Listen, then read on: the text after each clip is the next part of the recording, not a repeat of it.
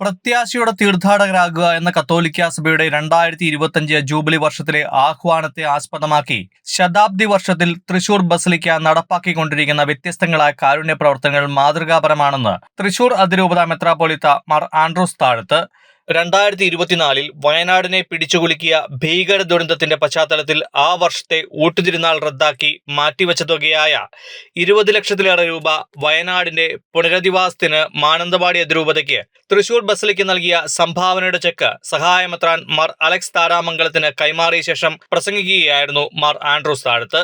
KCBC വാഗ്ദാനം ചെയ്ത 100 വീടുകൾ നിർമ്മാണം പൂർത്തീകരിച്ചുകൊണ്ടിരിക്കുകയാണെന്നും അവ ജാതി മതഭേദമന്യേ ദുരന്തത്തിൽപ്പെട്ടവർ കൈമാറുമെന്നും മാർ ആൻഡ്രൂസ് താഴത്ത് പറഞ്ഞു. ശതാബ്ദിയോടനുബന്ധിച്ച് അതിന്റെ കൂടി ഭാഗമായി 20 ലക്ഷത്തിലധികം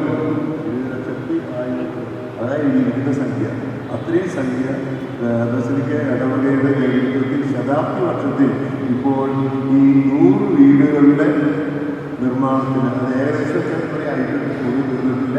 അതിന് നൽകുന്നതിന് ഞാൻ നിങ്ങളെ പ്രത്യേകിച്ച് കേരള സമൂഹത്തിൻ്റെ പേരിൽ നമ്മൾ ചെയ്യുന്ന ഈ മാതൃകയെ ഇപ്പോൾ പലരും തെറ്റായി വ്യാഖ്യാനിക്കുന്നു.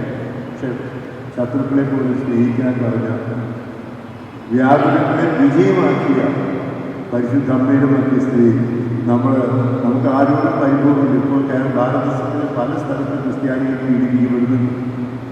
നന്മ ചെയ്തതിനാണ് പീഡിപ്പിക്കുന്നത്. ഭയപ്പെടേണ്ട, വ്യാകുലങ്ങൾ വിജയമാകും, കുരിശുകൾ കിരീടമാകും. നമുക്ക് രക്ഷ ക്രിസ്തുവിൻ്റെ കുരിശ് വഴി ലഭിക്കും.